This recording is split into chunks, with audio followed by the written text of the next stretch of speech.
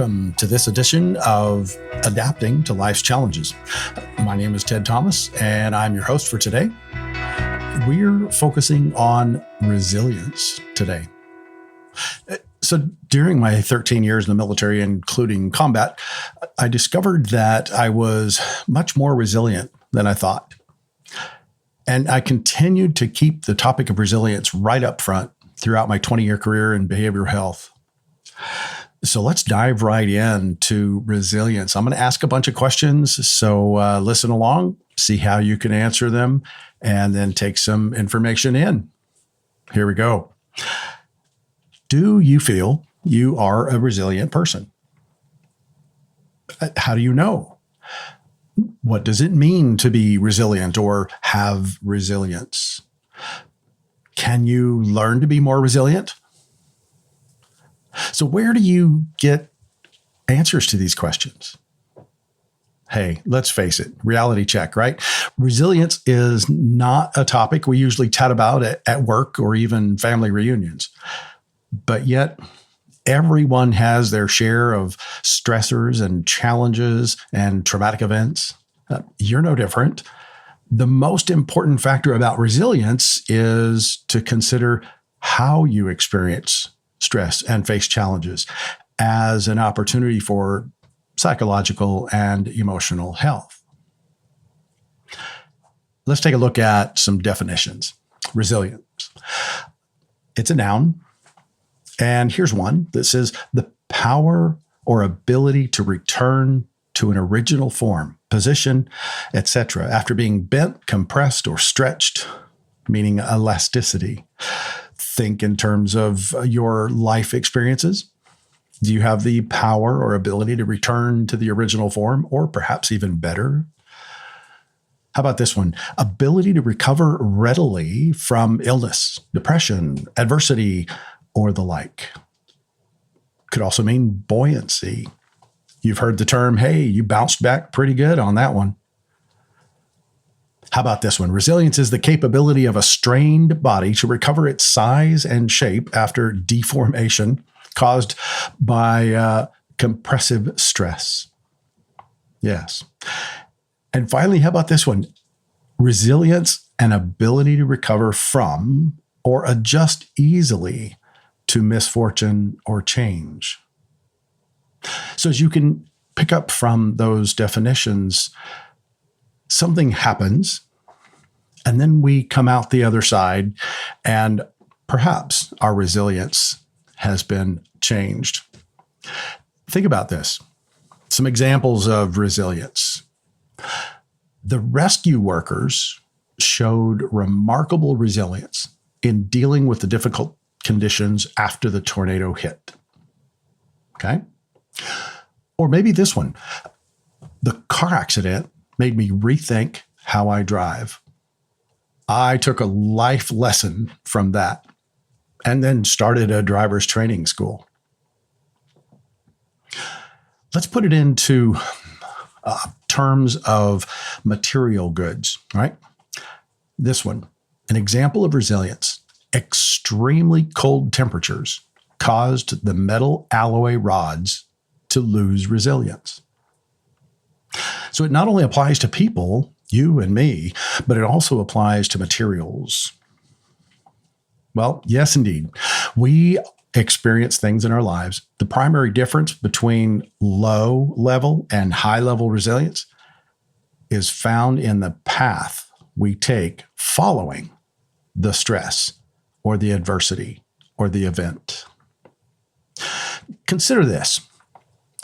Resiliency is the ability to deal effectively with stress and adversity. Resilience is the ability to successfully handle changes and challenges in life, to withstand grief and accept loss, to creatively adapt to life's challenges. So now, again, I ask, do you believe you have resiliency?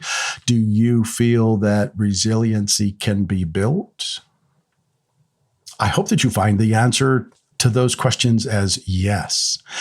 People have the ability to demonstrate resiliency when they have resiliency skills built into their lives. Resilient people are able to adapt successfully under adverse conditions and circumstances, such as poverty, mental illness, disasters, terrorism, physical or psychological trauma, divorce, job loss, death of a loved one, lack of safety, fear. Some of the resiliency factors to keep in mind. Think about this. The presence of high levels of resiliency is associated with these factors. Number one, higher level of happiness. Number two, higher level of self-esteem. Number three, higher level of energy and vitality. Number four, a higher level of optimism. Number five, a higher level of self-reported health and well-being. And the final one is higher sense of meaning, purpose, and direction. So again, just as a quick recap there, higher levels of happiness, self-esteem, energy and vitality, optimism, self-reported health and well-being, and meaning, purpose, and direction. So which of these can you relate to most? Which of these can you relate to least? That becomes a topic of conversation for you, an internal topic of conversation, as you look at your level of resilience. Now, people who are resilient report that they work because they enjoy it, react in optimistic ways when possible. They see challenges as opportunities and problems as challenges. They take positive actions when they can. They think of change as natural and necessary. They thrive under challenging situations and stress. They find it easy to be content in a variety of situations. They also believe that they can influence events and their reactions to those events. And finally, they recognize that with stress and challenges comes growth. So let's explore 3 possible answers to the question about where resilience comes from and build on them as we learn a bit more about resilience. Number 1, that people are born with it. It's genetic somehow. Or that they develop it through experience and or relationships. Or number 3, that it might be a combination of all of the above. And perhaps even some other factors thrown in there. So what are your thoughts? Let's look at each of them individually. So answer number 1 about being genetic. People are born with resilience. It's a bold statement to say that. Where is this seen most? Think about, in whom do we see resilience that appears to be built in naturally? To what degree or level is resilience seen as natural? And is it the same across all people? Why are there differences? How about answer number 2? Is it developed through experience or relationships? Okay, so let's dive into that and say, what are some events or experiences that people have early in life that builds resilience? How did it build resilience? How was resilience learned? What's the connection between building resilience and our relationships? Well, how does this idea of a combination of factors apply to you? Think along these lines. 7 strengths. 7 strengths you can build are these. Number 1, recognizing your feelings. What sort of feelings are we recognizing and why? Well, when we go through events, sometimes we experience some emotions and we have some thoughts and feelings along that way. And so if we can recognize them and figure out why they're there and what to do with them, then we're going to be better at recognizing our feelings. Number 2, giving yourself some thinking time. So stopping is okay. After an event, take a look and recognize your feelings and stop. Take a moment and just examine what you're feeling. Try to pull some positives out of it. And then you step into number 3, thinking through the cause of a problem. So a problem presented itself, find the root of the problem.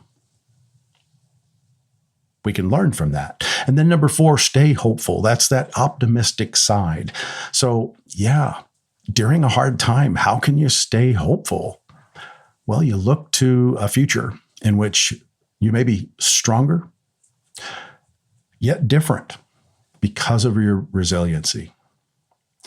Number 5, have empathy for others. Empathy goes a long ways. It helps us to feel empathy for others, but it helps others for us to feel empathy for them and to show it as well. That opens up some channels for us to grow through our own emotions and our own feelings as well. Number 6, believe in our abilities. How does believing in our abilities impact our self-confidence and our self-esteem? Remember, the self-esteem was part of the people with a higher level of resilience have higher self-esteem. And then finally, number 7, reaching out. Reaching out to others to find out what's going on for them and how they experience things. We may be able to have a conversation with others about their own resilience to help determine our own resilience, along with them learning a little bit more about their resilience. It's common for us to hear someone say, hey, you have to look out for yourself, or above all, be sure to take care of yourself. Well, what was your most recent situation when you either heard this said to you or you said it to someone else? What are some reasons we might have to look out for ourselves? We have to take time to review ourselves, evaluate ourselves, and assess ourselves and what we're doing and how we're doing it in order to figure out where we're resilient and perhaps where not. Many people believe that we are responsible for making our own way in life and that we choose to take that responsibility seriously or not. Here's some suggestions about how you can make your own way in life a more satisfying journey. Accept who you are. Let's face it, we are who we are, how we are, and why we are because of where we've been, what we've done, and who we've done it with. Learn to forgive yourself and others. Don't carry that toxic heavy load with you, and grudges and ill will and hatred and guilt and shame and low self-worth. Invest time in family and friends, people outside of yourself. Keep active mentally and physically. Find ways to relax and find ways to add excitement and adventure if you can. Build and nurture relationships with positive influencers. Remember that we teach others how we want to be treated.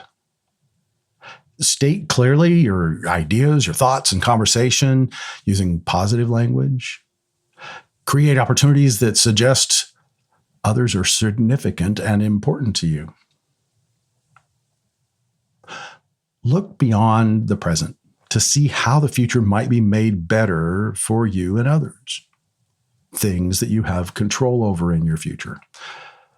Pay attention to how you deal with difficulty.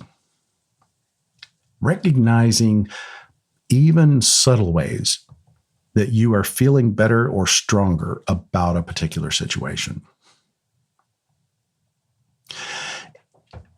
Think along these lines in terms of body. right? Physical strength, flexibility, stamina, speed, agility, ability to relax.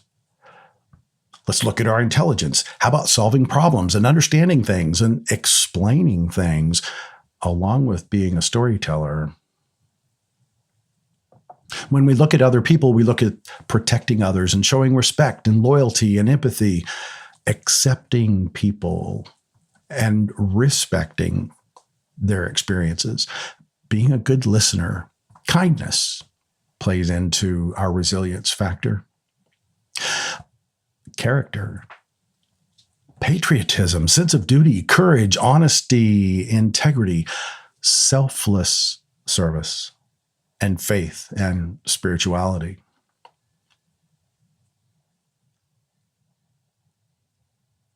In closing today, I invite you to remember this acronym, APPS, APPS. Here's the final 4 most important steps to foster resilience in your life. Number 1 is attitude. The resilience attitude is expressed about oneself and others. We see this in the statements such as, you matter to me, or I feel that I matter to other people.